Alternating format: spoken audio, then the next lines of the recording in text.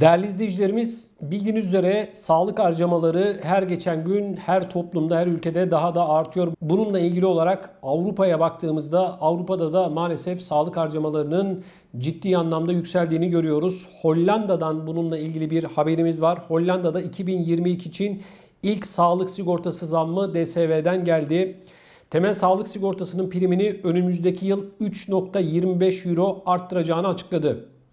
Bu DSV müşterilerinin ayda 127,75 euro ödeyeceği anlamına geliyor. Geçtiğimiz yıl olduğu gibi DSV yasal asgari riskin 10 euro altında kalarak 375 euroluk bir muafiyet uygulayacak. Artan sağlık maliyetlerinin aslında primlerde 7,5 euroluk artış gerektirdiği öngörülmüştü. Bunun nedeni bakım masraflarının yükselmesi ve özel pahalı ilaçların kullanımının artmasıydı. Ancak DSV bu öngörülen artışın yarısından daha azını uygulamaya karar verdi.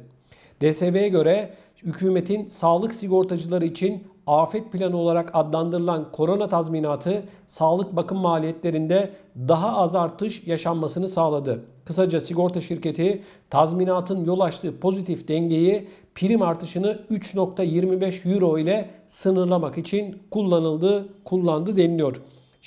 Şirket kronik hastalar ve sağlık primi nedeniyle sağlık ödeneğinin gelecek yıl daha yüksek olacağını açıklamıştı. Gelecek yıl sağlık priminin ne kadar yükseleceğini belirleyen sigorta şirketlerinin ise 12 Kasım'a kadar süreleri var. Evet değerli izleyicilerim, bakın. Avrupa gibi gelişmiş olan bir kıtada Hollanda gibi büyük bir ülkenin, ekonomik olarak büyük bir ülkenin aslında bize gösterdiği şu: İnsanlar bu vahşi kapitalizmin adeta kölesi haline getirilmiş vaziyette. Sağlık gibi en insani bir ihtiyacın dahi bugün prim üzerinden konuşuluyor olmasını ben doğru bulmuyorum. Benim fikrim, düşüncem, insani olan her ihtiyacın mutlak surette bedava olmasıdır. Devletler kasalarını ağzına kadar parayla dolduruyor.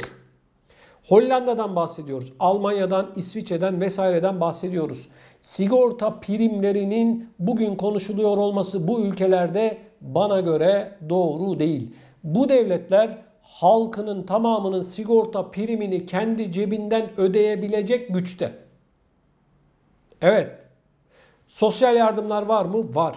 Sosyal yardımlar yeterli mi? Soru işareti. Ama günümüzde sigorta primlerinin şu anda konuşuluyor olması, insanların maaşlarından bu 127,75 euronun kesiliyor olması bile bana göre doğru değil. İnsani birer hak, insani bir ihtiyaç sigorta primi. Bunu da devletin karşılaması gerekiyor. Sağlıkla ilgili bir şey ama görüyoruz ki bu da ciddi anlamda artışa. Sağlık arkadaşlar, bunun ötesi yok. Ama maalesef tablo her geçen gün daha da ağırlaşıyor. Şöyle baktığımızda diğer Avrupa ülkelerinde de benzer tablolar var. Şunu söylememiz gerekiyor. Bu vahşi kapitalizmin insanları kendisine bağımlı hale getiriyor. İnsanlar bakın bu sistemlerde şu hale geliyor. Her ay çalışıyorum, kiramı ödüyorum, onu yapıyorum, bunu yapıyorum, sigorta primini ödüyorum, çocukların şunu karşılıyorum, bunu yapıyorum falan. Bir bakıyorsun geriye, yıllar hep böyle geçmiş. Hep ay sonuna doğru koşuyoruz. Hep ay sonuna doğru çalışıyoruz, ediyoruz, bilmem ne yapıyoruz. Niçin? Onu öde, bunu öde. Ama şu anda içinde bulunduğumuz dönemde öyle bir noktaya geldik ki arkadaşlar, artık insanlar gerçekten büyük bir geçim sıkıntısı içerisinde. Bunun sebeplerinden bir tanesi de tüm toplumlar tüketim toplumu haline getirildi. Hele internetten alışveriş denilen bu sistem hayatımıza girdiğinden beri bizler birer köle olduk. Daha fazla para harcıyoruz. Daha fazla tüketiyoruz. Televizyon, sosyal medya, aklınıza gelebilecek her noktada insanların üzerine alışveriş yap, bunu al, bunu al, bunu al, bunu al okları geliyor. Ve insanların tüketimleri artıyor. Bir markete girdiğinizde sadece ve sadece ihtiyacınız olan şeyleri mi alıyorsunuz? Yoksa rafta gördüğünüz bir şeyi de alıp sepetinize atıyor musunuz? Tamamen tüketme üzerine kurulu toplumlar oluşturuldu arkadaşlar. Bu bilerek insanları bu borç bataklığının içerisine sürüklemek için yapılan ve hayata geçirilen senaryolardan bir tanesi. Herkesin cebinde kredi kartı, herkesin bankaya borcu var arkadaşlar. Nereye kadar? Nereye kadar? Şu anda biz sigorta primlerini konuşuyoruz.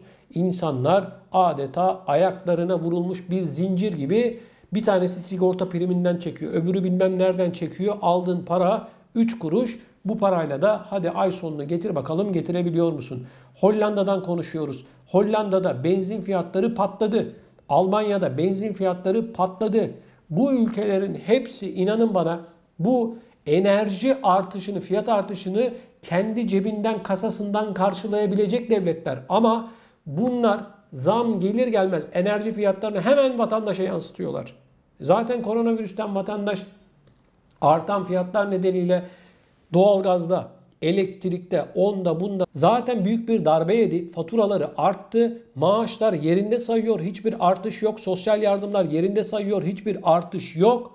Bu da yetmemiş gibi şimdi akaryakıttı, oydu buydu, sigorta primiydi derken vatandaş gerçekten büyük bir sıkıntının içerisinde. Bakın değerli izleyicilerimiz, koronavirüs döneminde fiyatlar arttı diyoruz. İzin dönemi geldi geçti, pek çok vatandaşımız Türkiye'ye gittiler. Akın akın arabalarıyla gittiler. Bir de geçen yıl koronavirüs nedeniyle pek çok vatandaşımız gidememişti. Uçak fiyatlarına baktığımızda bir ailenin 3-4 bin eurodan aşağıya değil uçak maliyeti, insanlar arabalarıyla gittiler. Onunla bitti mi? Hayır, bitmedi. Türkiye'de fiyatlar almış başını gidiyor. Yani sözün özü şu. Şundan örnek veriyorum. Her alanda, izinde, tatilde, evde, arabada, aklınıza ne gelirse, sigortada, her yerde büyük bir fiyat artışı var. Yeni dünya düzeni diyorlar. Büyük sıfırlama diyorlar. Al sana yeni dünya düzeni, al sana büyük sıfırlama. Milletin cebindeki parayı da çok şükür çok güzel bir şekilde sıfırladılar. Ev fiyatlarını konuşuyoruz. Arttı. Kiraları konuşuyoruz. Arttı, arttı, arttı. Nereye kadar bu artış sürecek arkadaşlar? Şu anda bakın, bankalar en çok para kazanan kurumlar oldu. Özellikle ekonomik krizler olduğunda bankalar göbek atarlar. Çünkü o dönemde insanlar gider bankaların kapısını çalar. Şimdi bakıyoruz bankaların karlılık oranları arttı, artmaya devam ediyor. Bir de arkadaşlar şunu söyleyecek olabilirsiniz. Herkes ayağını yorganına göre uzatsın diyebilirsiniz. Ama arkadaşlar hayatta zorunlu olan ihtiyaçlar bile maaşla karşılanmayacak noktaya geldi. Zaten beni izleyen pek çok izleyicimizin lüks bir hayatının olmadığını biliyorum. Bir eli yağda, eli balda olmadığını da biliyorum. Herkes kıt kanaat geçinmeye çalışıyor. Bunu da biliyorum. Onun için hani ayağımızı yorganımıza göre uzatalım diyoruz ya. Yorgan kalmadı ki, hangi yorgandan bahsediyorsun? Avrupa'da fiyatlar uçtu. Türkiye'de zaten konuşmaya gerek yok. Çarpı 2 oldu her şeyin fiyatı. Her şey uçmuş vaziyette. Maaşlar aynı. Emekliye sosyal yardım var mı? Yok. Yani bir korona ile ilgili ek bir para var mı? Yok. Çalışana var mı? Yok, yok, yok. Zaten Avrupa'da yaşayanları sosyal yardım dilencisi haline getirmiş devletler. Sakın beni yanlış anlamayın. Sosyal yardım alanlara bir şey söylemiyorum. Sistemi anlatıyorum. Diyor ki sana al diyor 2000 euro maaş ya da 1500 euro maaş, bununla geçin. Geçinemezsen gel diyor, ben sana sosyal yardım vereceğim diyor. Madem öyle vatandaştan almış olduğun vergiyi azaltsana. Brüt maaşlardan kesmiş olduğun vergileri azaltsana. Vatandaş yine koşacak sana. Bu ne demek? Seni ben kendime zincirledim demek. Ben sana para vermezsem sen bir hiçsin demek. Avrupa'nın sistemi bu arkadaşlar. Sosyal yardım dilencisi haline gelmiştir insanlar. Şu anda koronavirüs döneminde devletlerin uğramış olduğu vergi kaybını çalışanlara vergi olarak, yeni vergiler olarak yansıtacaklar, yansıtmaya başladılar. Almanya'da emeklilerin önümüzdeki yıl alacakları maaşlar düşecek. Çünkü yeni gelir vergileri geliyor. Koronavirüs döneminde neymiş? Vergi kaybına uğradık. Bunu biz bir şekilde tamamlamamız lazım diyorlar arkadaşlar. Avrupa'nın pek çok noktasında böyle. Önümüzdeki yıldan itibaren, Ocak'tan itibaren göreceksiniz yeni vergiler hayırlı uğurlu olsun diyecekler. Ama kasalar ağzına kadar para dolu arkadaşlar. 100 yılda bir meydana gelen böylesine büyük bir salgın döneminde vatandaşının yanında olmayacaksın da hangi zamanda olacaksın diye adama sorarlar. Evet. Değerli izleyicilerim, bu konuyla ilgili sizler ne düşünüyorsunuz? Lütfen videonun altında bulunan yorum bölümüne yazarak bizlere iletin. Bunun yanı sıra gündeme getirmenizi istediğiniz konular varsa da bunları da yine yorum bölümüne yazarak bizlere ulaştırabilirsiniz.